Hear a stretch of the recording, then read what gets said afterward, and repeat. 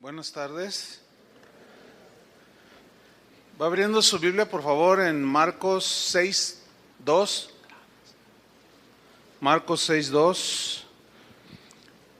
El pastor Tony inició la semana pasada la nueva serie La vida y los milagros de Jesús. Y hoy voy a tocar el segundo tema, que he titulado Creemos en los milagros de Dios. ¿Cuántos creen en los milagros de Dios? Vamos a hablar sobre eso. Y vamos a leer Marcos capítulo 6, versículo 2. Dice así: y llegando el día de reposo, comenzó a enseñar en la sinagoga, y muchos oyéndole se admiraban y decían: ¿de dónde tiene estas cosas? ¿Y qué sabiduría es esta que le es dada? ¿Y estos milagros que por sus manos son hechos? Los milagros en la vida de Jesús eran, son y seguirán siendo naturales y comunes en Él. ¿Por qué? Simple y sencillamente porque Jesús es Dios. Efectivamente, Jesús sanó a muchos, hizo muchos milagros, pero la motivación de Jesús siempre para hacer milagros y beneficiar a la gente, detrás de eso estaba el corazón de Dios, que era misericordia y compasión. Por ejemplo, allí en Marcos 1:41, se le acercó un leproso y le dijo: Señor, si quieres, puedes limpiarme. Y Jesús dice en el versículo 41, teniendo misericordia de él, extendió la mano, le tocó y le dijo: quiero, sé limpio. Entonces vemos que la motivación de Jesús de hacer este milagro con este hombre leproso y sanarlo, detrás de ello estaba la misericordia. Ese es un atributo de Dios. Desgraciadamente algunos que oran por milagros, la misericordia no es la que está detrás de ese deseo de hacer milagros o que Dios haga milagro. Ahí es pues motivaciones escondidas, pero no en Jesús. En Mateo 14:14 dice que vio Jesús una gran multitud y tuvo compasión de ellos y sanó a los que de ellos estaban enfermos. Aquí vemos la compasión detrás de la motivación de Jesús para hacer milagros y sanarlos, sanar a los enfermos y hacer maravillas y prodigios. En otra ocasión, él estaba en medio de una gran multitud y los miró, y dice en Mateo 15:32, y dijo Jesús, fíjese lo que dijo: tengo compasión de la gente. Tengo compasión de la gente, porque ya hace 3 días que están conmigo y no tienen que comer. Fíjese cómo Jesús estaba preocupado para que la gente comiera, supliera sus elementales necesidades. Dice: y no tienen que comer, y enviarlos en ayunas no quiero, no sea que desmayen en el camino. Y les dijo a los discípulos: denles de comer. Y digo: no, Señor, no podemos, con tan poquito dinero que tenemos en el bolsillo, no podemos. Entonces le traen unos panes, unos pececillos, y Él los multiplica y dice: repártanlos a todos. Y sobraron cestas de peces y panecillos. Y vemos pues aquí a Jesús obrando maravillas, milagros por compasión. No había interés de obtener algo de ellos, nada, simplemente misericordia y compasión. En otra ocasión estaba Jesús predicando en un lugar techado, y dice que de pronto empezaron a bajar a un hombre que estaba paralítico. Se entiende que eran 4 porque no se puede, es la mejor manera de bajarlo. Y dice en Lucas 5:20 que cuando lo iban bajando, dice: al ver la fe de ellos, dijo al hombre: tus pecados te son perdonados. Fíjate aquí esta frase, dice: al ver Jesús la fe de ellos. ¿Cómo estaban demostrando que creían que Jesús podía hacer un milagro? Por lo que estaban haciendo. Su fe se tradujo en acción y estaban descendiendo allí al paralítico. Fueron muchos los milagros que Jesús hizo durante su vida de ministerio, que fueron 3 años.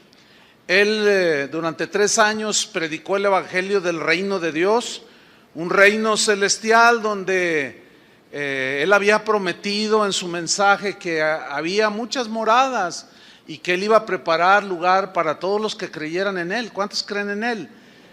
A los que creemos, el Señor nos tiene reservada una morada, y él estaba hablando de un reino no terrenal, sino un reino celestial, donde ya no habría afligidos, ni hambrientos, ni enfermos, ni necesitados.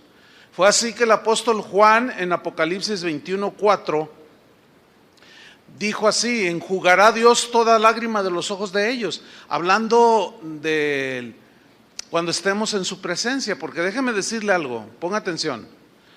Todos los milagros que Jesús hizo, que hará y seguirán siendo, son señales y son milagros con duración temporal. Todos los milagros que Jesús hizo fueron temporales, porque pocas veces reflexionamos que aquel paralítico, aquella mujer de flujo de sangre, aquellos 10 leprosos que fueron sanados, todos recibieron milagros, maravillas de parte del Señor, pero no reflexionamos que eventualmente ellos murieron. ¿De qué murieron? No se sabe, pero lo más seguro es que tal vez a más de uno le dio un infarto, a otro, no sé, lo atropelló un caballo, no sé. Pero todos murieron. Eso habla de que los milagros que Jesús hizo en su vida, los que sigue haciendo y los que seguirá haciendo, son temporales. Y son, escúcheme bien, son como un adelanto del estado en el que viviremos por toda la eternidad, que es lo que Juan habla en Apocalipsis 21:4. Enjugará Dios toda lágrima de los ojos de ellos, y ya no habrá muerte, ni habrá más llanto. Ya no lloraremos allá, ya no habrá sufrimiento, se acabó. Ya no habrá congresos de mujeres que sufren y que Dios las consuela. Ya no habrá clamor ni dolor, porque las primeras cosas pasaron. Y el que estaba sentado en el trono dijo: he aquí yo hago nuevas todas las cosas. Y me dijo: escribe estas palabras, son fieles y verdaderas. Entonces vemos que la Biblia registra varias docenas de milagros que Jesús hizo. Los que están registrados nos parecerían poco, pero realmente fueron muchísimos, porque el apóstol Juan, en el capítulo 21, dice: hay muchas otras cosas que hizo Jesús, las cuales si se escribieran una por una, pienso que ni aún en el mundo cabrían los libros que se habrían de escribir. O sea, tratando de decir, es una expresión hiperbólica, sí, pero está hablando de que Jesús hizo innumerables milagros, señales y maravillas. Ahora, Dios es un Dios mismo dice de sí mismo que Él es el mismo ayer, de hoy y por los siglos. Si Él hizo milagros en el tiempo de Israel, en los antiguos, en el Antiguo Testamento, los hizo en el tiempo de Jesús, lo sigue haciendo en estos días. Pero debo decirles algo importante que debemos de considerar. Miren, en el cristianismo hay dos extremos en cuanto a los milagros se refiere. Por un lado, unos niegan que existan milagros, y por el otro lado, otros abusan de los milagros. Unos niegan de manera rotunda que Dios siga haciendo milagros en la actualidad. Ellos dicen que los dones que dio a los cristianos de aquel tiempo, dones de sanidades, de hacer milagros, etcétera, esos ya perdieron vigencia, que fue para la era apostólica solamente, y dicen una serie de afirmaciones. Algunos de estos hermanos, que son lavados con la sangre de Cristo, así como nosotros, por lo tanto somos hermanos, dicen que los milagros ya no son necesarios, dicen ellos. Ahora, déjenme hacer una observación antes de seguir este punto. Esta es una de las doctrinas que podemos decir que son secundarias, no son fundamentales, ¿sí? Por lo tanto, en este tipo de temas usted se va a encontrar en determinado momento con gente o cristianos que no creen en los milagros. Dicen: no, eso fue para el tiempo de los apóstoles.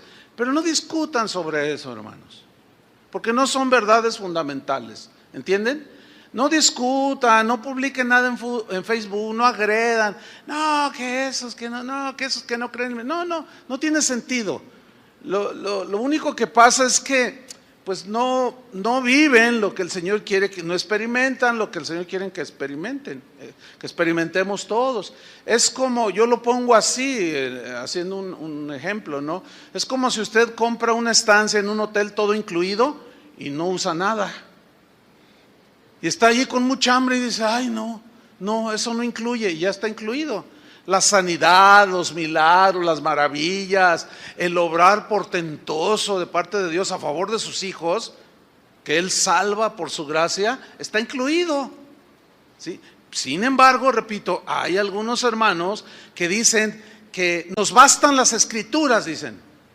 Bueno, yo estoy convencido que a los cristianos nos bastan las escrituras, ¿están de acuerdo con eso?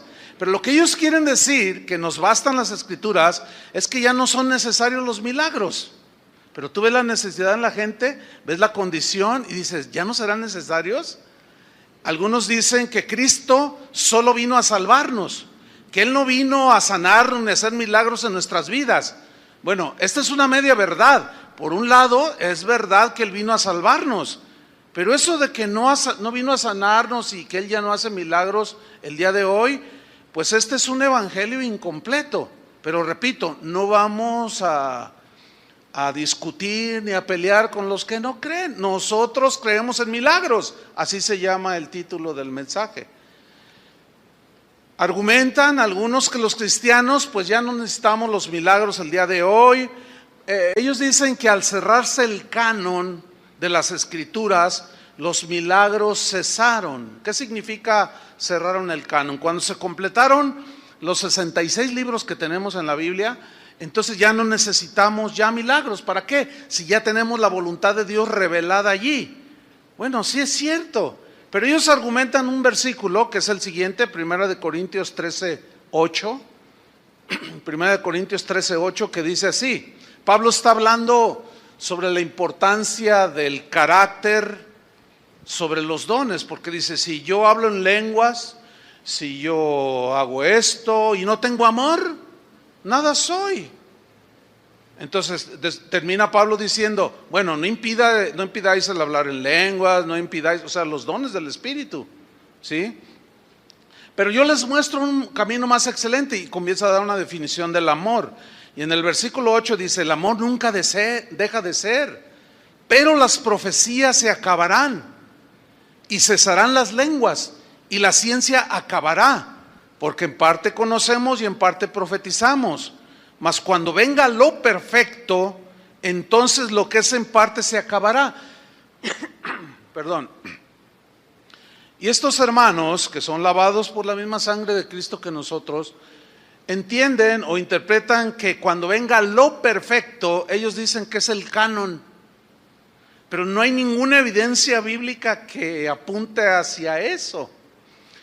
Pero los eruditos, los que son eruditos en idiomas originales que se escribió la Biblia, aseguran que la frase cuando venga lo perfecto se refiere a la venida de Cristo y cuando nos lleve con Él, entonces todo será ¿qué? Perfecto. Ahí en el cielo ya no vamos a necesitar de milagros. Ahí en el cielo ya no vamos a necesitar pedirle a Dios sanidad, porque jamás nos vamos a volver a enfermar. Eso sería lo perfecto. Entonces, para mí me basta citar al mismo Jesús en Marcos 16, versículo 14, respecto a los que dicen pues que los milagros ya cesaron, ya no existen, ya no son para el día de hoy. Marcos 16, 14, esta es una cita donde Jesús mismo habla y dice así: finalmente se apareció a los 11 mismos, estando ellos sentados a la mesa, y les reprochó su incredulidad y dureza de corazón, porque no habían creído a los que le habían visto resucitado. Y les dijo: id por todo el mundo y predicad el evangelio a toda criatura. Mira, Cuando algunos hermanos dicen que no existen los milagros, junto con esa expresión, pues van otras que rayan en la incredulidad y en ciertas cosas. Por ejemplo, algunos hermanos niegan rotundamente y hasta, hacen escarnio de aquellos que decimos Dios me dijo. Ellos dijeron, es que Dios ya dijo en la Biblia.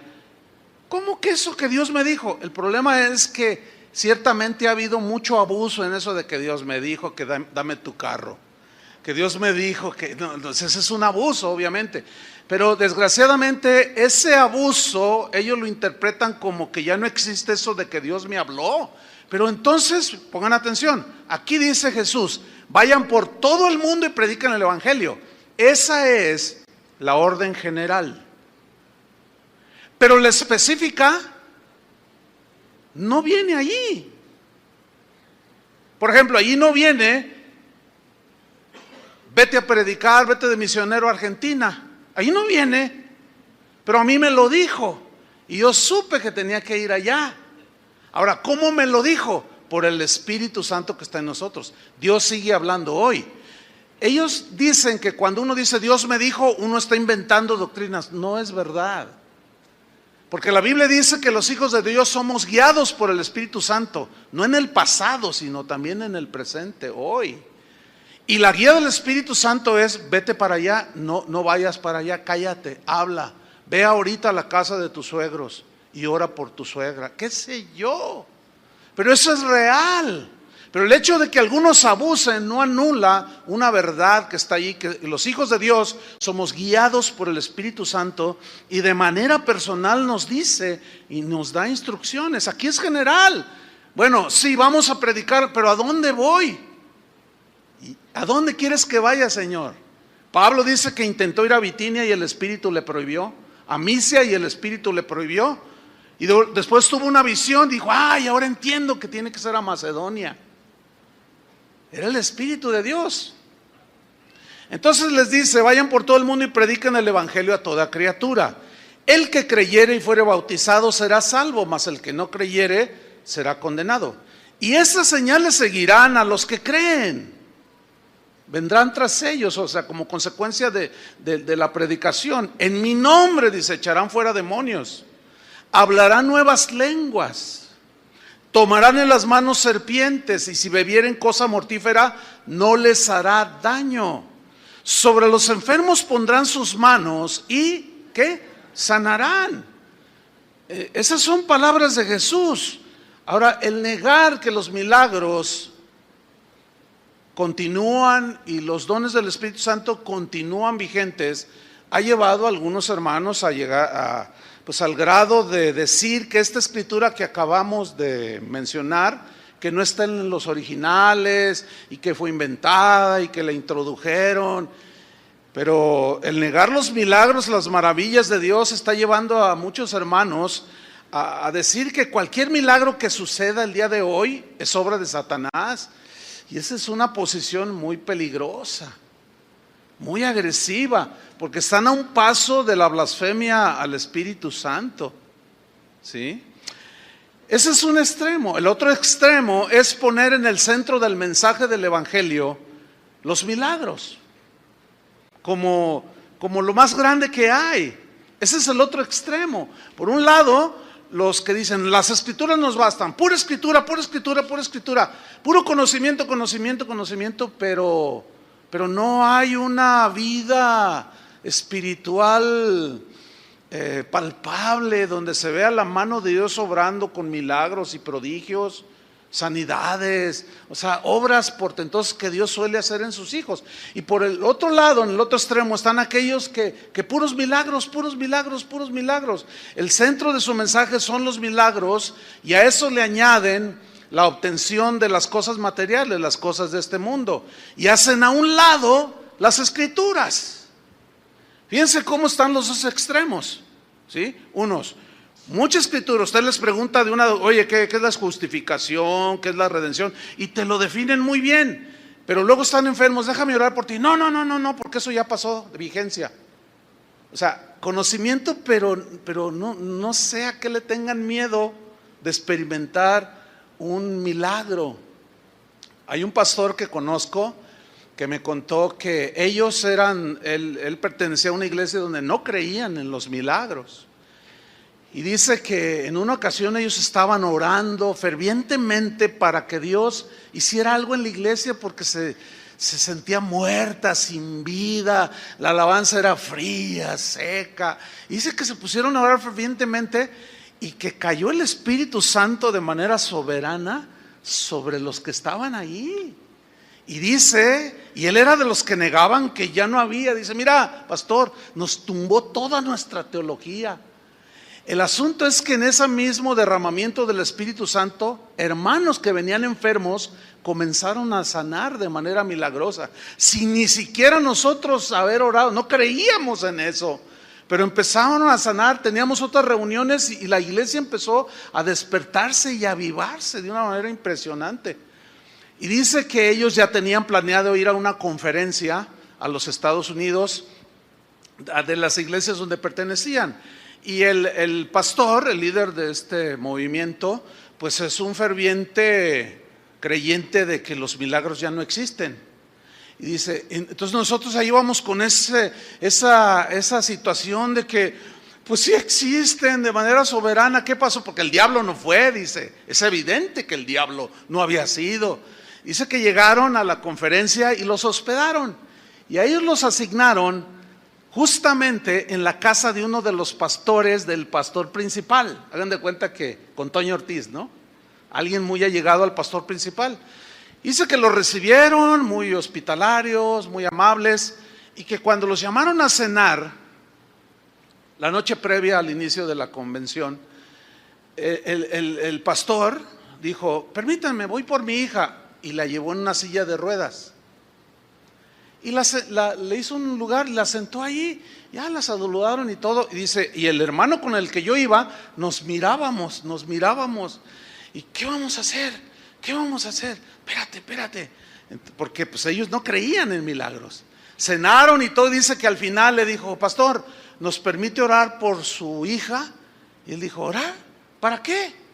Bueno, es que permítanos orar. Bueno, está bien. Dice, mira pastor, nos pusimos de pie, pusimos las manos, y ellos no creen tampoco en la imposición de manos, y pusimos las manos y empezamos a orar y le dijimos, Señor, si quieres hacer un milagro, hazlo. Y mire pastor, dice, que se levanta la niña y que empieza a brincar y el pastor llorando, y le habla a su esposa que se había ido a la cocina, mi amor, mira, y la niña brincaba y terminaron llorando. Aquellos hizo una fiesta que casi no durmieron porque les preguntó, ¿y cómo fue esto? Y ellos les contaron el testimonio. Al día siguiente van a la conferencia y el pastor, el papá, el hijo de la jovencita que el Señor había sanado, fue con ella caminando a la oficina del pastor. Y cuando le toca, le dice, adelante, y entra con su hija, le dice, mira pastor, lo que ha sucedido. Y la ve y dice, ¿qué es esto? Dice, pues mira, Dios hizo un milagro. ¿Cómo que un milagro? Los milagros ya no existen, fue obra de Satanás. Dice, lárgate de esta iglesia, y lo corrió. Dice este pastor que me comentó que salió el pastor de ahí, pero salió bien contento y dijo, no le hace que me corra, pero mi hija está caminando ahora. Eso es algo maravilloso, pero vea la dureza a la que podemos llegar cuando la incredulidad nos envuelve. Pero por el otro lado está la exageración en los milagros. El sobreenfatizar los milagros e ignorar la escritura. Estos que están en el otro lado argumentan y dicen, lo que la gente necesita son milagros.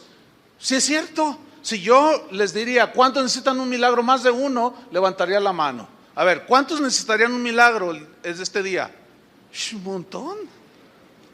Por supuesto que la gente necesita milagros, que Dios les tienda la mano en compasión y misericordia.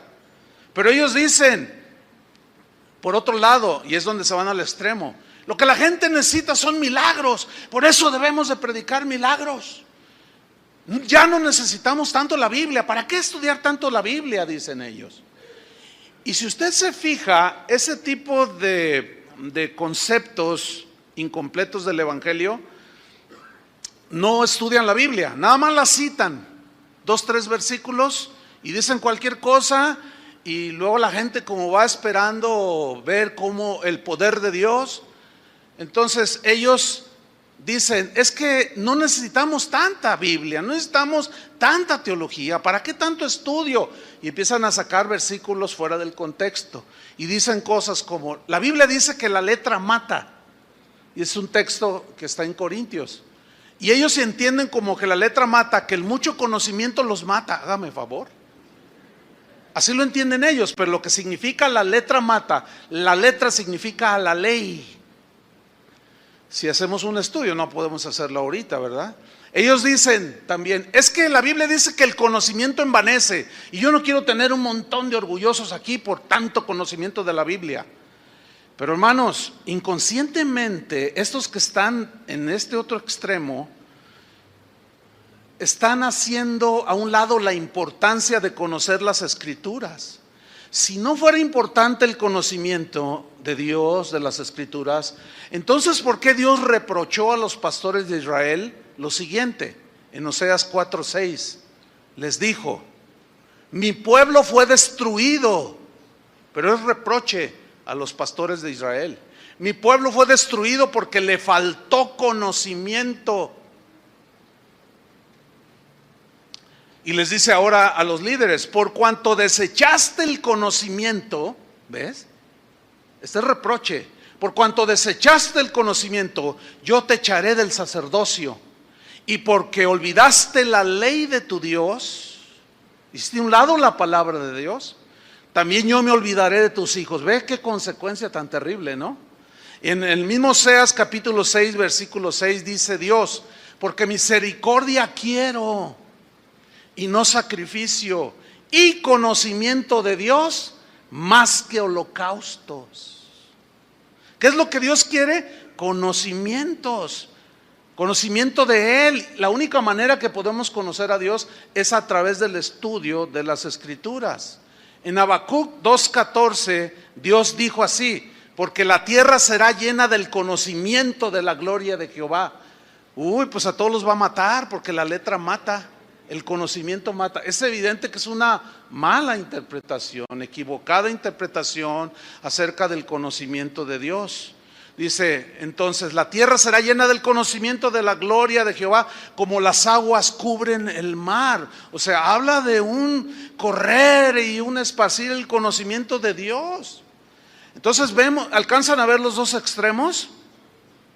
Estos que están de este lado peligrosamente están provocando que la gente que va a escuchar solamente sobre milagros, solamente sobre la obtención del bienestar terrenal, están provocando que esta gente crea que al recibir un milagro o una eventual prosperidad económica en su negocio, les hacen creer que esto es sinónimo de salvación, que Dios los ha recibido y por eso los está bendiciendo porque son sus hijos. Pero esto no es verdad, hermanos. La sanidad, los milagros que muchas veces Dios hace, los hace por compasión, los hace por misericordia, pero no son digamos, la señal o el argumento de Dios para decir, estos son salvos, por eso los sano, por eso los prospero. No, basta ver el milagro de sanidad que hizo el Señor con los 10 leprosos. Llegaron 10 leprosos, le gritaron que si los sanaba, a los 10 los sanó, pero solamente uno regresó, se postró, lo adoró, y Jesús le preguntó, oye, ¿dónde están los otros 9? ¿Que no eran 10? No sé, Señor. Y postrado le adoró. Y Jesús dijo, tu fe te ha salvado. Ponga atención, los 9 leprosos se llevaron una bendición temporal, pero el Señor los sanó, pero no fueron salvos. Eso es lo que ha provocado en el cristianismo de hoy, un sinfín de reuniones explosivas, masivas, en estadios, plazas de toros, etcétera, auditorios grandes, noche de milagros, noche milagrosa, venga a recibir su milagro. Y sí, sin duda que suceden milagros, pero nunca les hablan de arrepentimiento, de nacer de nuevo, de que tienes que dejar la vida pecaminosa. No, les dicen que Dios los ama y que los quiere sanar. Y luego citan el texto del leproso que dijo: Señor, si quieres puedes limpiarme. Y Jesús dijo: quiero ser limpio. Y Jesús quiere sanarte esta noche.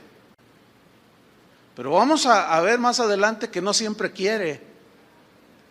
Entonces es un evangelio a medias, con una tendencia extremosa al respecto. Entonces, un evangelio centrado solo en los milagros y en la obtención del bienestar terrenal también es un evangelio incompleto. Hay un peligro, hermanos, en enfatizar solamente lo milagroso. Hay un peligro en enfatizar solamente lo milagroso. ¿Por qué? Porque lo milagroso puede ser falsificado. No se nos olvide que Satanás también tiene cierto poder y puede falsificar los milagros y las señales. Y Jesús nos lo advirtió y habló de falsos maestros que harían grandes prodigios, señales y milagros. He ahí el peligro de sobreenfatizar. Fíjense, unos enfatizan la escritura, pero niegan el poder de Dios. Otros enfatizan el poder de Dios y hacen a un lado las escrituras. No, hermanos, no.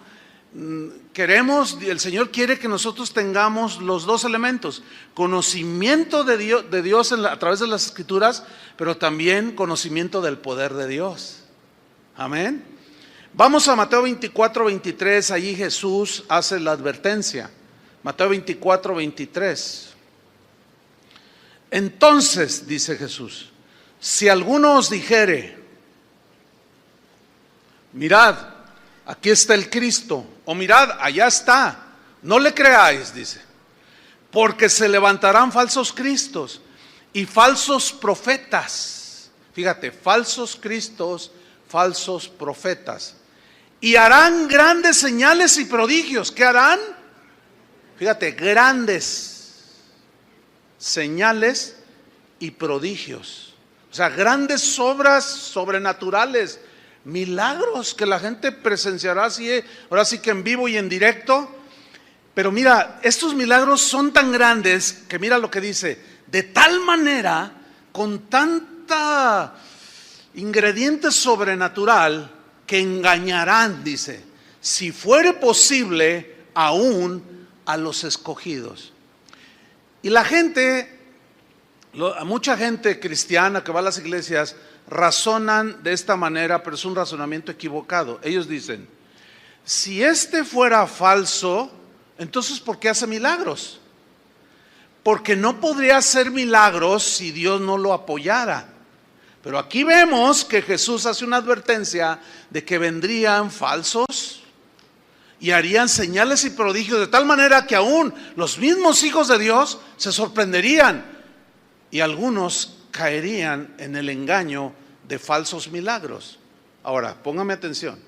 El hecho de que algunos sean falsos cristos, falsos apóstoles, falsos maestros, que hacen milagros según eso de parte de Dios, pero no vienen de Dios, ese solo hecho no anula que haya verdaderos milagros de Dios. A estos que acabamos de leer en Mateo 24 son a los que Jesús se refirió en Mateo capítulo 7, búsquelo, Mateo 7, 21.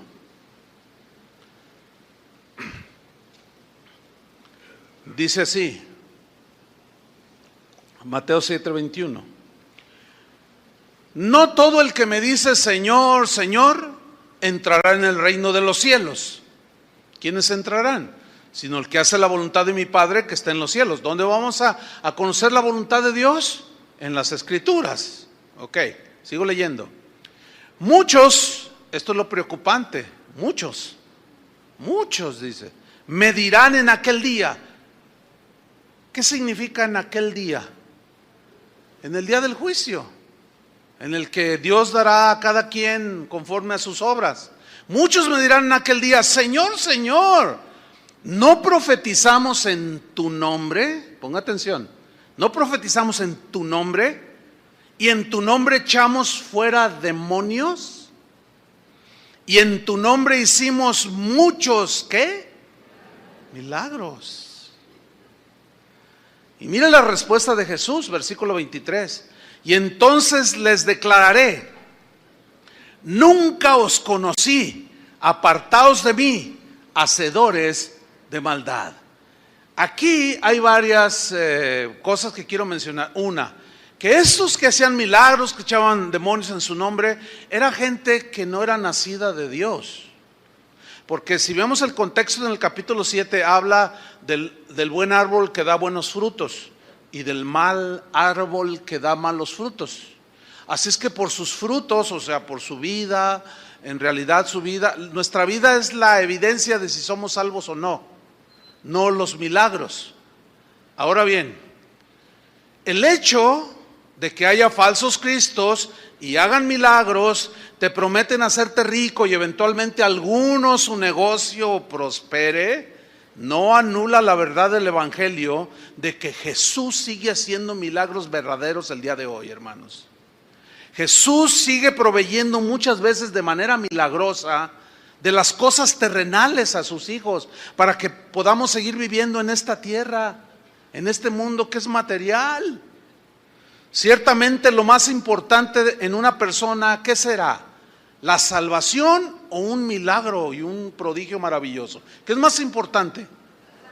La salvación, porque los milagros ahorita son temporales, pero la salvación es eterna. Entonces, en orden de importancia, la salvación es el mensaje central de los evangelios. ¿Sí? El leproso que regresó con Jesús fue sanado con un milagro temporal, pero volvió a morir, pero ahorita está disfrutando la eternidad con el Señor. Los otros recibieron un milagro temporal, pero están en la condenación del infierno. Entonces, ¿qué es lo más importante para una persona? ¿La salvación o recibir milagros? La salvación. ¿Pero esto negará que no necesitamos milagros? No, todo tiene su orden. ¿Qué es lo que vamos a ver nosotros en esta tarde? Si nosotros si se enfatizan más los milagros y se hace a un lado el mensaje de la salvación, ¿cómo podrá ser la gente salva? Si dice la Biblia que cómo invocarán en aquel de cual no han oído, y cómo oirán sin haber quien les predique, cómo creerán sin haber quien les habla del evangelio. Entonces, tenemos que predicar el mensaje de la salvación, ¿sí? El asunto es que una vez salvos, ¿cuántos son salvos ya? Fíjate bien, para nosotros ya fue suplida la necesidad principal que tiene todo ser humano, la de salvación. Si tú eres salvo, ya fue suplida tu necesidad primordial, principal, que trasciende la eternidad. Pero ahora, una vez salvos, escuchen, seguimos necesitando de salud y de recursos para vivir en esta tierra y en este mundo material. ¿Sí o no? Y ahí es donde otros se van al otro lado. Fíjate, por un lado, unos ni siquiera son salvos y hablan de bienestar material, de las cosas que todo mundo necesita. Hace un rato se hizo un llamado para la gente que se ha convertido, que están ahora, pues que eran presos por delitos que cometieron, pero que ahora están están pagando a la sociedad pues sus delitos. Pero la Biblia dice: acordaos de los presos. Pablo evangelizó en la cárcel, y allí hay un grupo de cristianos. Fíjese bien, la petición era de lo más elemental. ¿Sí o no? Ellos ya son salvos, pero siguen necesitando de pasta de dientes, de jabón, cepillo, pasta, zapatos. somos salvos ya, pero seguimos viviendo en un mundo material. Necesitamos un techo, y para tener un techo, comprar una casa se necesita dinero. Para rentar una casa se necesita dinero. Tú necesitaste pagar gasolina, echarle gasolina a tu auto, o pagar el microbús, o lo que haya, ya no saben ni qué hay. Y luego los queman. En fin. Entonces mira, una vez salvos, seguimos necesitando de recursos materiales para vivir en esta tierra. Escuchen bien, estoy cerrando este punto. Ambas posiciones, la escritura, solo la escritura es media verdad. Hay algo de verdad ahí. Pero necesitamos milagros y bienes materiales, también es una verdad en la Biblia.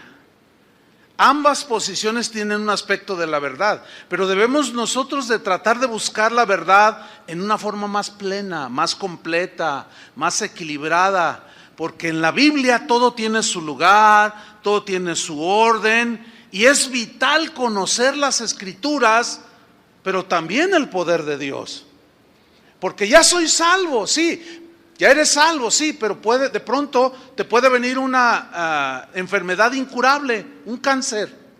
¿Qué hace la ciencia? No puede hacer nada. No necesitas que Dios te tienda la mano y que milagrosamente, por misericordia o compasión, Él te sane. También lo necesitamos, ¿no? Y la manera que Dios proveyó para hacernos de recursos y comprar ropa, comida, el primero que hizo fue dotarnos de habilidades, inteligencia para obrar con nuestras manos y trabajar. Pero hay quien se va al otro lado y se pone hasta alas de ángel y dice: yo me voy a ir de misionero a tal país. Y dicen: oye, sí, bájate de la nube, Cornelio. Bájate de la nube porque y tu esposa, mantén a tu esposa. No, de eso se encargará el Señor. No, ¿cómo que se encargará el Señor? Dios te dio una esposa, hijos, para que tú te encargues de ellos. La Biblia dice que el que no trabaja, que no coma. Los seres humanos tenemos esa tendencia siempre de irnos a los extremos, y siempre debemos de tratar de buscar el equilibrio. Y la Escritura es pasmosamente equilibrada en cuanto a la vida cristiana. Y aquí nos mete el Señor en un equilibrio, miren. Vamos a Mateo 22, 29, para que veamos cómo el Señor pone en orden las cosas que nosotros las hacemos extremosas, y Él las pone en un orden. Mateo 22, 29. Aquí a Jesús le están argumentando los saduceos que no creían en la resurrección. Y la resurrección de Jesús fue un milagro, ¿sí o no? Una manifestación del poder de Dios, porque la Biblia dice, Pablo hablaba del poder de la resurrección, o del poder que Dios ejerció para levantar a Jesús de entre los muertos. Y eso es un milagro, hermanos. Y le están argumentando los saduceos de que ellos no creían en la resurrección. Es más, ellos eran creyentes incrédulos. Ellos no creían en el poder de Dios. Y le argumentan ahí con un argumento que le presentaron. Y Jesús les dice en el versículo 29. Entonces respondiendo Jesús les dijo: erráis, ignorando las Escrituras y el poder de Dios. Yo quiero que te fijes en dos cosas: las Escrituras y el poder de Dios. Ahora, al principio del versículo Jesús dice: erráis. La palabra erráis en el griego es una palabra que significa hacer vagar, provocar inseguridad, significa engañar, extraviar, descarriar. Y Jesús está diciendo: ustedes están desviados, extraviados, inseguros, no saben ni a dónde van, qué esperanza tienen, vagan en sus pensamientos. Pero ¿por qué estaban errando y vagando? Porque ignoraban, desconocían ¿qué? Las Escrituras. Ahora, los que conocen las Escrituras y se abocan a estudiar, pero ignoran el poder de Dios, se vuelven fríos, secos, complacientes. Y tú dices, ay, eso es ser cristiano. Ay, no, ¿verdad? Pero otros ignoran las escrituras y puro poder. Y aquí poder, yo quiero ver poder. Hay gente que así llega. Aquí ha llegado gente y dice, aquí no hay poder. ¿Y para ti qué es poder? No, pues nadie se cae. Ellos dicen que ese es el poder, que la gente se caiga. O yo no veo que caigan piedras, perlas, diamantes, polvo de oro. No se ven alas de ángeles. Aquí no hay poder, dicen. Y tú dices, ay, Señor, podemos decir igual que el Señor. Fíjate lo que dijo el Señor: erráis, ignorando dos cosas. Unos, las escrituras. Unos las conocen, pero ignoran el poder de Dios. Otros conocen el poder de Dios, pero ignoran las escrituras. Y Dios quiere llevarnos al conocimiento y a la vivencia de ambas.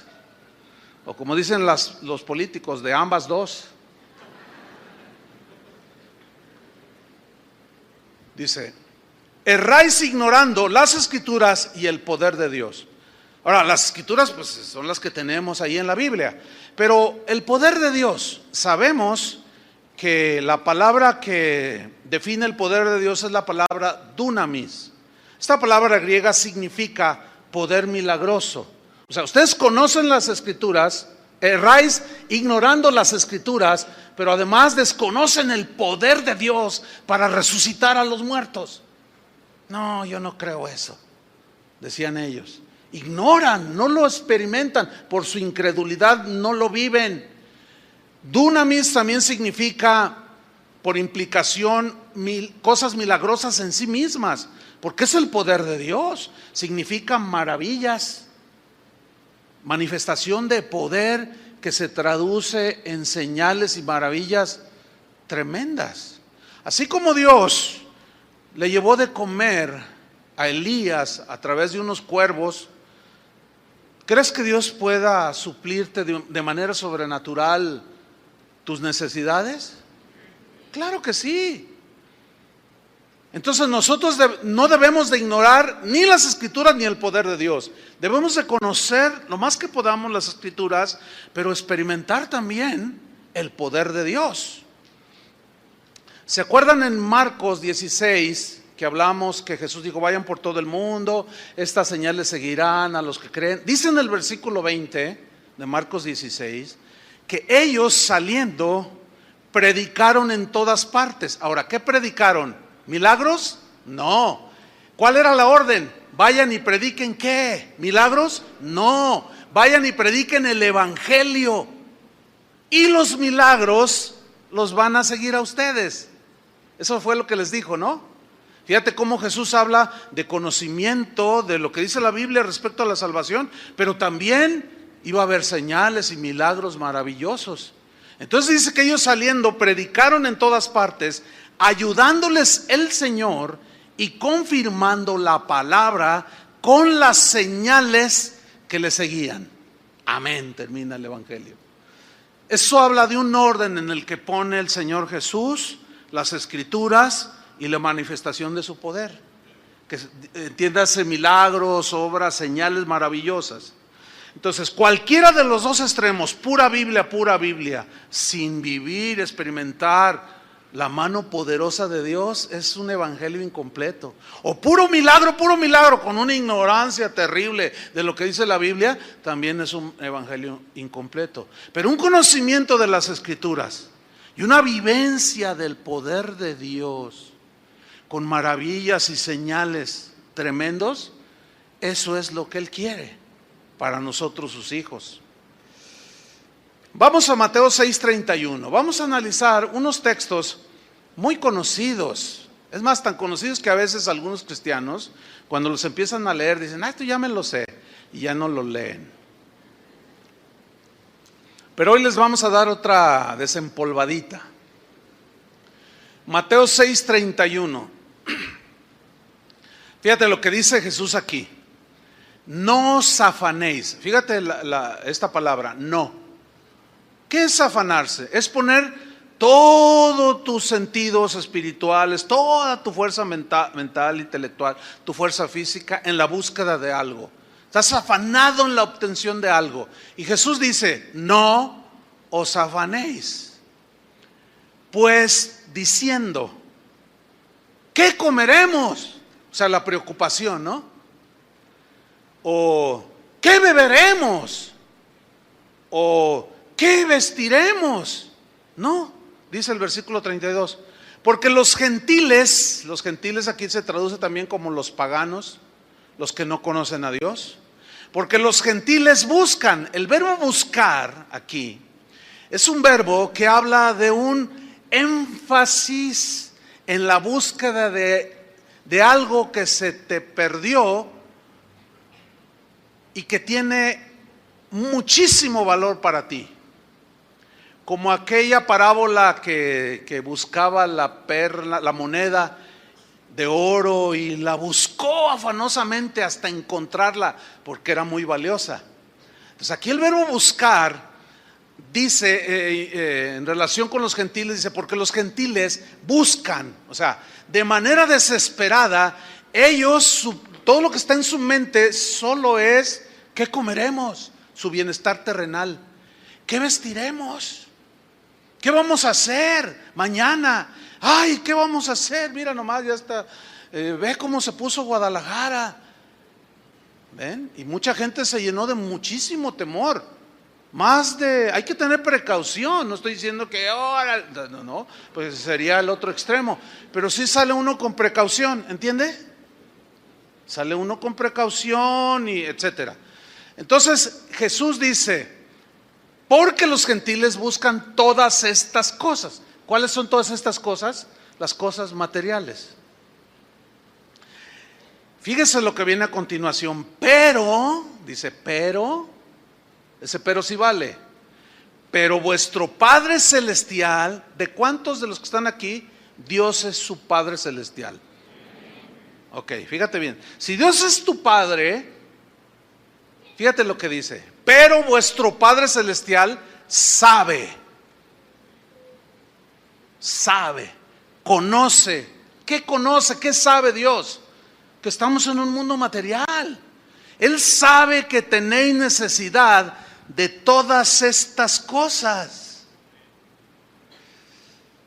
Vamos a compartir de lo que Dios nos ha dado con los hermanos que están en la cárcel. ¿Sí o no? Pues compra 2 jabones. Si compras un jabón, compra otro si puedes. Y compártelo, tráelo y hay gente encargada para esto, para compartir. Porque Dios sabe y Él les va a suplir a través de la abundancia que Dios nos ha dado a nosotros. ¿Sí? Entonces, fíjate bien, el Señor Jesús no está descartando ni está diciendo que no necesitamos. Él está afirmando que necesitamos las cosas de este mundo para vivir. El problema está que nosotros invertimos el sistema de valores y de búsqueda. Porque luego en el versículo 33 Jesús dice, más, que también se puede traducir antes, buscad, y es el mismo verbo que está en el texto anterior, que los gentiles buscan. O sea, ustedes busquen como lo más importante en sus vidas, ¿qué? Busquen primeramente, ¿qué? El reino de Dios y su justicia. ¿Se acuerdan cuando Satanás tentó a Jesús, que tuvo hambre, necesidad básica del ser humano? Y lo tentó y le dijo, si eres hijo de Dios, di que estas piedras se conviertan en pan. Y Jesús les dijo, vete a Satanás, porque escrito está. Conocía la escritura. Porque escrito está, no solo de pan vivirá el hombre. Pongan atención, no solo. O sea, significa, el hombre vive del pan. Necesitamos comer. Al rato yo necesito comer. ¿Ustedes también? Pero dice Jesús, no solo de pan vivirá el hombre, sino de toda palabra que sale de la boca de Dios. O sea, lo que el pan terrenal es para el cuerpo, la palabra es el pan celestial para la eternidad. y para la satisfacción de nuestras necesidades espirituales. Ahora bien, el orden de importancia, ¿cuál es? ¿Qué es más importante, lo terrenal, lo material o lo espiritual? Lo espiritual, aquí lo está diciendo Jesús, pero no está descartando lo material. Él sabe que necesitas un auto. Bueno, a algunos les va a dar uno último modelo, a otros les va a dar otro, un 2005, qué sé yo. También vamos a excavar un poco en ese punto. Entonces Jesús dice, ustedes no sean como los que no conocen a Dios, cuyo énfasis está al revés en su búsqueda. Ustedes busquen primeramente el reino de Dios y su justicia. Reino de Dios. ¿Dónde está el reino de Dios? El reino de Dios está en los corazones de las personas. No es un territorio visible, no es como México, ¿verdad? Un territorio, no. El reino de Dios es, el terreno es el corazón de los seres humanos. Ahora yo les pregunto, ¿en cuántos de ustedes el rey gobierna en sus corazones? Bueno, el reino de Dios, Jesús es el rey. En un reino hay leyes que gobiernan a los gobernados, ¿sí? En este caso a nosotros. Para nosotros su palabra es la ley, o son los principios, los mandamientos.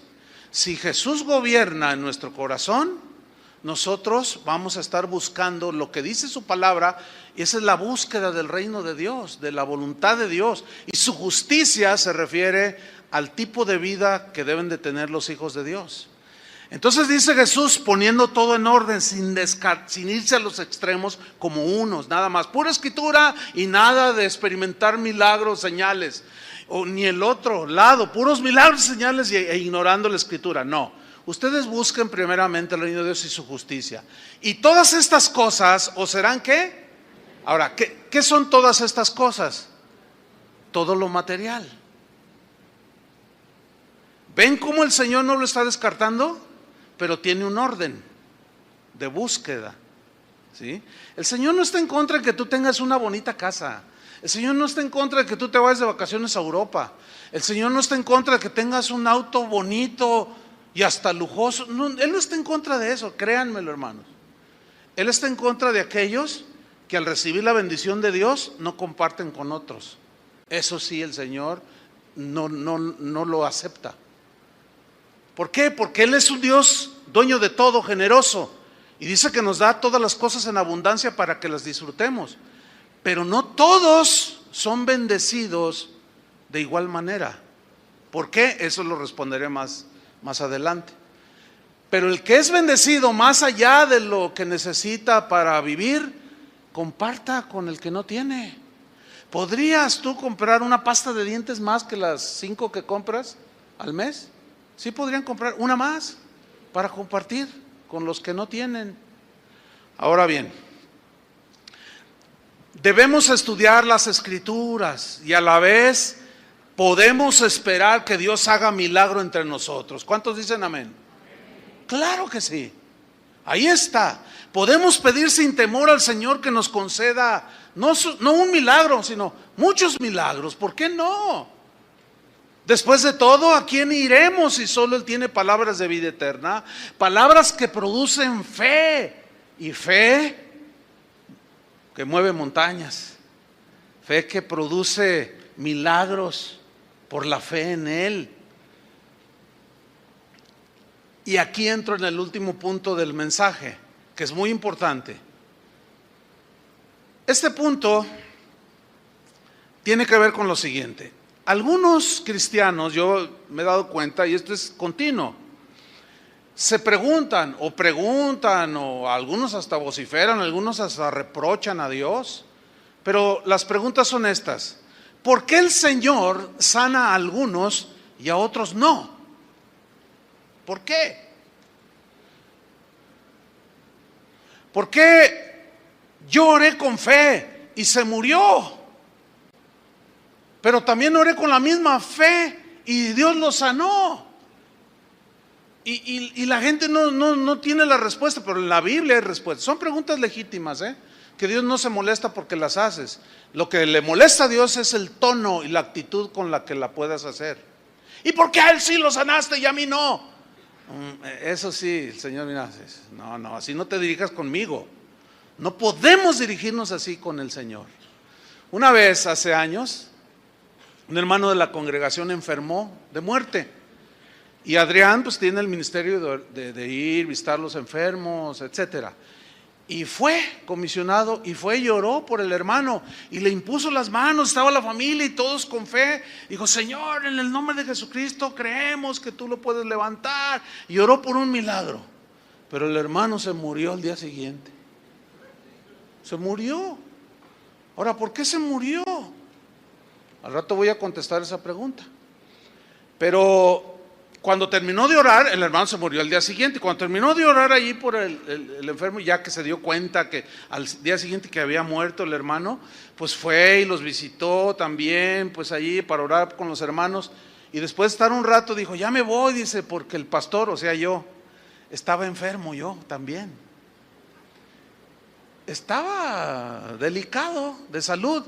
Entonces dijo Adrián: ya me voy porque tengo que ir a orar por el pastor. Y los hermanos: no, hermano, no. O sea, ellos dedujeron, no sé, ¿fue en serio que te lo dijeron o era? Fue en serio, ¿verdad? Que te lo dijeron. Ellos, fíjate cómo de pronto en situaciones así nos desubicamos. No ores porque nos quedamos sin pastor. Pero no, es que no depende de uno. Algunos otros se preguntan por qué algunos reciben no solo provisión, sino provisión abundante, y por qué otros no, a pesar de que pidieron con fe. ¿Por qué unos sí y otros no? La respuesta, hermanos, es sencilla. La respuesta está encerrada, está media escondida, por decirle de una manera. Está escondida en lo que se conoce como uno de los atributos de Dios, la soberanía de Dios. Allí encontramos la respuesta de por qué unos sanan y por qué otros no sanan. ¿Qué significa que Dios es soberano? En pocas palabras, la soberanía de Dios y que Dios es soberano, básicamente consiste en lo siguiente: en que Él hace las cosas como quiere, cuando quiere, a la hora que quiere y de la manera que Él quiere. Él no necesita nuestro consejo, Él no necesita nuestra sugerencia, Él no necesita nuestra aportación. Él no le pide consejo a nadie porque Él es autosuficiente. Eso significa que como Él es autosuficiente, Él es todopoderoso, todo lo conoce, todo lo sabe, es omnipresente, es autosuficiente. Y Él mismo en su palabra dice así: yo anuncio las cosas que han de venir desde el principio y desde la antigüedad. Mi consejo permanecerá y hará todo lo que yo quiero.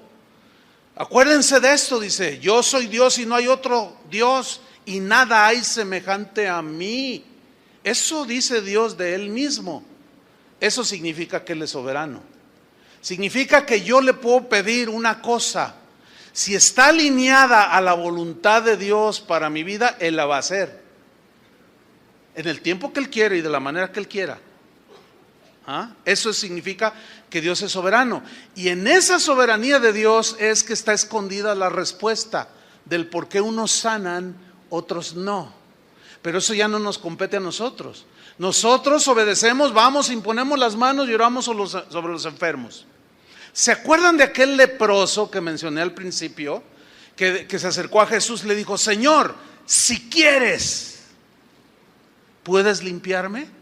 Mira, en esa frase, si quieres, ¿puedes limpiarme? Ahí está denotando que el leproso conocía la soberanía de Dios. Que bien podía decirle el Señor que no. Pero en ese caso, ¿qué fue? Quiero, le dijo, sé limpio. Y el error en algunos que enfatizan los milagros, sanidades, de que sí o sí debes de ser sano y que sí o sí vas a recibir tu milagro, es que citan ese pasaje, lo están predicando y dicen: y vino el leproso y le dijo: Señor, si quieres, puedes limpiarme. Y el Señor le contestó: quiero, sé limpio. Y el Señor quiere. Él quiere sanarte hoy. Pero ¿se han fijado que no todos sanan? Entonces disculpar un poco que Dios no sana a todos, dice, no, es que estás en pecado, es que no tienes fe, es que quién sabe qué tanto, es que no traes tus diezmos, y empieza con una serie de errores. Y no es así, hermanos, no es así. Entonces aquel hombre leproso conocía la voluntad de Dios, por eso le preguntó, si quieres. ¿Se acuerdan que Santiago dice, todos los que dicen mañana vamos a ir a hacer negocio, vamos a hacer esto? Dice, eso es soberbia. Más bien deberíais de decir, si Dios quiere, iremos y ganaremos, comerciaremos y Dios nos va a bendecir. Si Dios quiere. El asunto es que a veces no quiere. Y la pregunta, ¿por qué con unos sí quiere y con otros no quiere? ¿Por qué con este sí quiso? Porque él quiso. ¿Y por qué con este no quiso? Porque no quiso. El punto es este, hermanos, pongan atención. La manera en que Dios responde a la oración, a las oraciones, son decisiones que Dios toma. Pero esas decisiones no son basadas en egoísmo, porque Dios es santo, hermanos. Nadie de nosotros debe de pensar eso.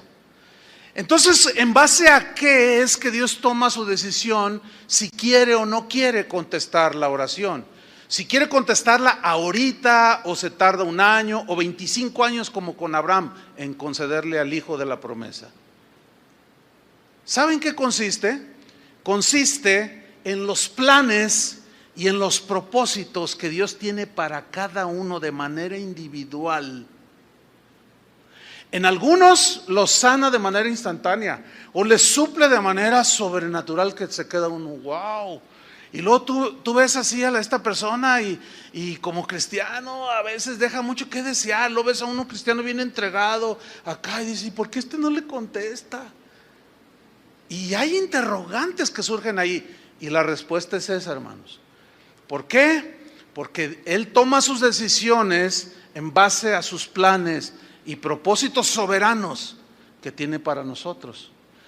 Por eso el apóstol Pablo escribió en Romanos 8:28, y sabemos que los que aman a Dios, todas las cosas les ayudan para bien. ¿Qué significa? Que los eventos positivos, bendecidos, pues bienvenidos, pero los vientos en contra, esos no, esos también tienen un propósito. Dios puede estarnos enseñando algo, está probando nuestra fe, nos está disciplinando, nos está, qué sé yo. Dios en la Biblia sanó a muchos y a otros no los sanó. El mismo Pablo, no lo busquen, en Hechos 28:8 dice que el padre de Publio estaba en cama, enfermo de fiebre y de disentería, y entró Pablo a verle. Y después de haber orado, dice, le impuso las manos y sanó el papá de Publio.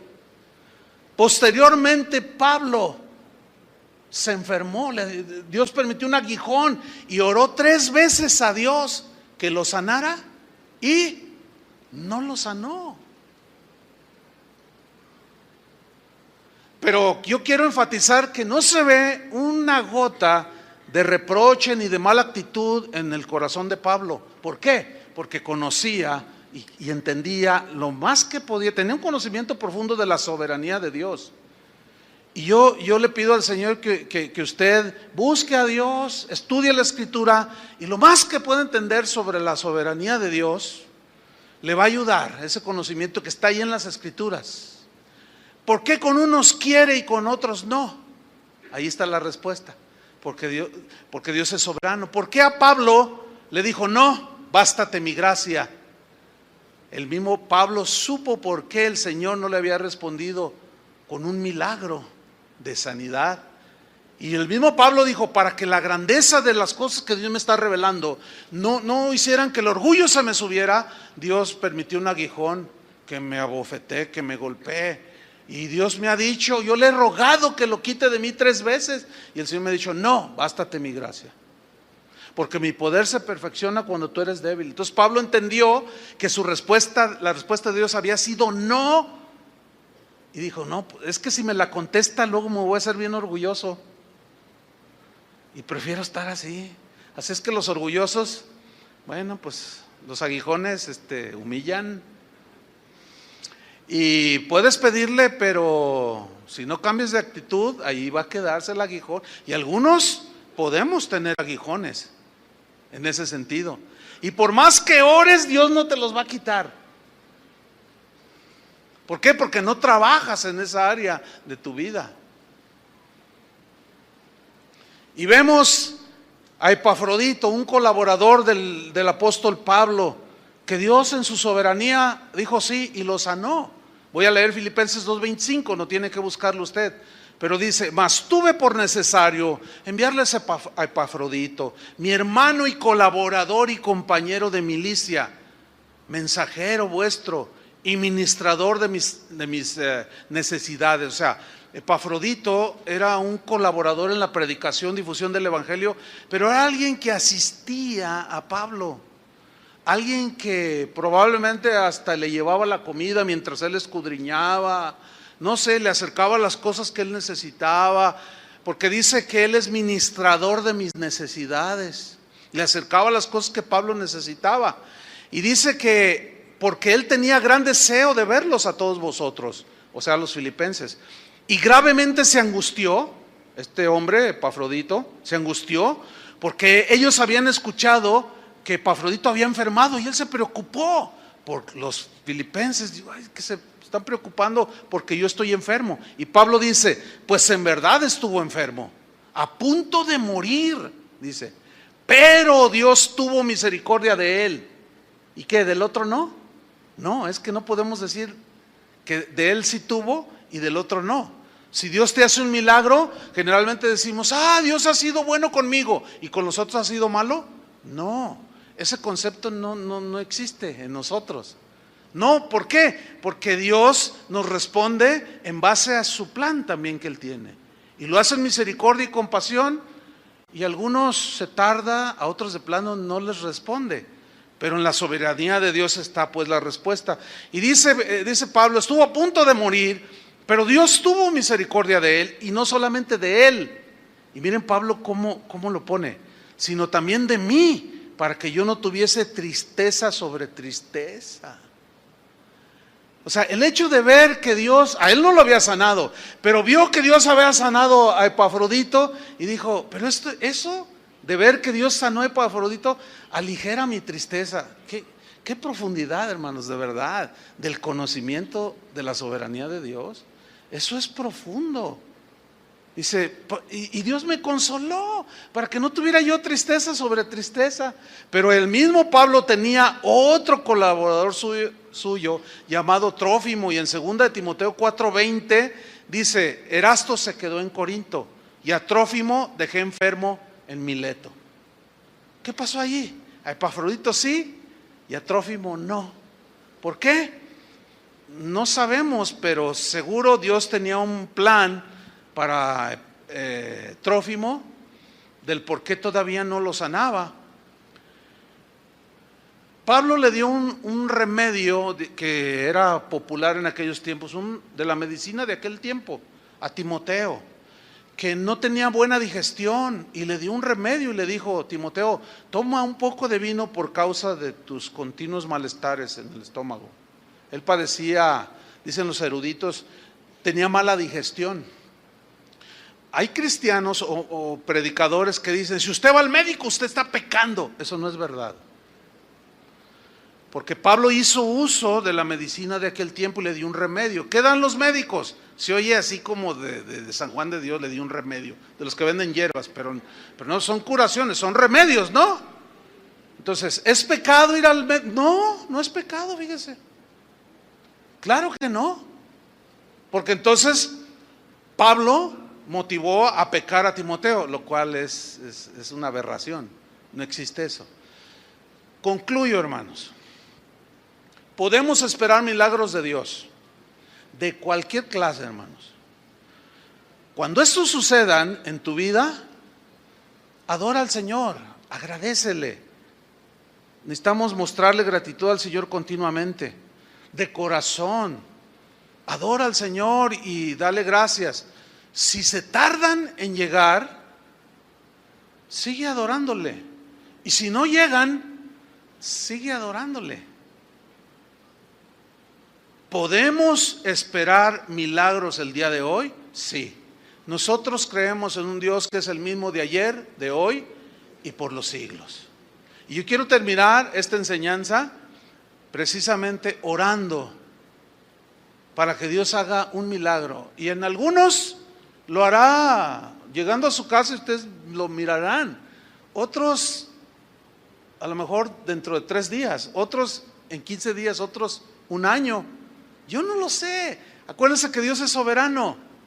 Pero ¿qué vamos a hacer? Uno de los cristianos más influyentes del cristianismo en los primeros siglos dijo lo siguiente: la fe genuina, la fe pura, la fe verdadera es aquella que cuando tú te acercas a Dios y le pides algo y lo recibes, le das gracias, lo adoras, pero esa fe, la verdadera fe es también cuando tú le pides al Señor y si no te lo da, tú sigues creyendo en Dios. Porque a fin de cuentas, todo milagro, señal, maravilla que Él haga en esta tierra es temporal. Pero la salvación ya la tenemos. Entonces, si hay alguien aquí que no tiene la salvación, hoy es el día de la salvación. Hoy puede entregar su corazón a Jesús. Podemos orar por un milagro que lo vamos a hacer ahorita y Dios te puede hacer un milagro y te vas con tu milagro. Pero si te vas con la salvación, sin la salvación, te vas sin nada. Te puedes ir sano, puedes llegar a tu casa, ay, yo oré por un milagro porque no tengo para la renta. Y a lo mejor va a llegar alguien en la tarde, oye, fíjate que pues me regresaron los impuestos. Y pues es un billete y algo me dijo, llévale y te traigo 5,000 pesos y tú te vas a quedar así. Ay, milagro, yo lo pedí, no tenía para mañana ya que pagar la renta. Sí, pero si no eres salvo, ¿de qué te sirvió? Si ya eres salvo, puedes esperar un milagro, que nos sirven de algo. Es temporal, pero los necesitamos, ¿no es cierto? ¿Cuántos necesitan un milagro? ¿Creen por un milagro? Cualquier cosa que sea, para Dios no hay nada imposible. Y al que cree, todo le es posible. Amén. ¿Cuántos necesitan un milagro? Levanten su mano. Póngase de pie el que necesita un milagro. Por no decir pónganse de pie todos. Casi todos levantaron la mano. Tu necesidad solo Dios la conoce, ¿cierto? Con eso basta. Yo no necesito conocerlo, basta con que Dios la conozca. Puede ser de enfermedad en tu cuerpo o en algún familiar. Jesús sanó a la distancia varias veces. Señor, mi siervo está enfermo. ¿Dónde está para ir? No, solo di la palabra, le dijo el centurión, y mi siervo sanará. Y el Señor se sorprendió y dijo, nunca había hallado tanta fe en Israel. Fe. ¿Crees? Al que cree todo le es posible. Amén. Pero escuchen, los que reciban, adoren al Señor. Los que se tarde un poquito, sigan adorándolo. Y los que no reciban, también sigan adorándolo. Amén. Levanta tus manos al Señor. Nosotros pedimos con fe, como dice la Biblia. Señor, te damos gracias. Creemos en un Dios conforme a la Escritura. Queremos conocerte, Señor, como nos revelan los evangelios y tu palabra. Necesitamos conocer las Escrituras. Necesitamos el conocimiento para que no seamos destruidos, desviados, descarriados. Pero también necesitamos, Señor, de todas estas cosas que todo mundo necesita. Y tú, Padre Celestial, sabes que tenemos necesidad de ellas. Y nosotros queremos entrar en ese orden de buscar el reino de Dios, tu justicia. Pero también queremos, Señor, las añadiduras que vienen. ¿Se acuerdan en una ocasión que aquella mujer le dijo a Jesús: Señor, mi hija está enferma? Y Jesús le respondió: no es lícito darle el pan de los hijos a los perrillos. ¿Se acuerdan de ese pasaje? Fíjate, el pan de los hijos, ¿qué era? La palabra, pero también la sanidad. Ese es el pan de los hijos. Eso nos corresponde también a nosotros. Así es que reciban de parte del Señor el pan. No solo el pan que va a suplir tus necesidades materiales, no solo la provisión por medio del trabajo, un milagro. Tal vez estás en un hoyo económico y has sido tentado por el enemigo para tomar de lo que no es tuyo. Pero confía en el Señor, dale a Él la oportunidad que te demuestre que Él puede eso y más. Si tú estás enfermo, igual, deja que el Señor te toque y recíbelo. Padre, te agradecemos, Señor. Creemos en milagros, porque tú eres un Dios de milagros. Tú eres un Dios poderoso, que nada te detuvo, ni el mar, ni el viento, ni los enemigos. Y cumpliste tus propósitos y tu plan, y tienes propósitos para nosotros, Señor. Así como en aquellas multitudes había gente necesitada, y tú tuviste misericordia y compasión, Señor Jesús, que tu misericordia y por tu compasión tú multipliques al que tiene necesidad, suple sus necesidades. Y así como sanaste a muchos enfermos, sana a muchos enfermos aquí también. Y así como sanaste a la distancia, sana, Señor, también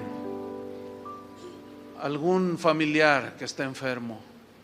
Créelo, hermano, y dale gracias a Dios. ¿Puedes adorarlo? Levanta tus manos y dile: Señor, gracias. Y me voy a afirmar en esto. Y creemos en el Dios de la Biblia, pero creemos también en sus obras maravillosas. Y cuando recibas los milagros y las señales del Señor, compártala con otros. Diles que Dios hizo maravillas en tu vida. Te damos gracias, Señor, por tu amor, misericordia y compasión con la que estás obrando, Señor. Y así seguiremos hasta el día que tú vienes, Señor. Sabemos que los milagros y maravillas que tú hagas entre nosotros, tus hijos, son temporales, pero habrá un día en que ya no necesitaremos de milagros, y eso es cuando estemos contigo allá en el cielo, Señor. Pero aquí necesitamos comida, vestido, sustento, sanidad del cuerpo. Que nos saques de situaciones que son presionantes, problemas familiares. En el nombre de Jesucristo, estamos en tus manos, Padre, y tú sabes nuestras necesidades. En el nombre de Jesucristo te adoramos y te damos gracias. Amén. Que Dios les bendiga, hermanos.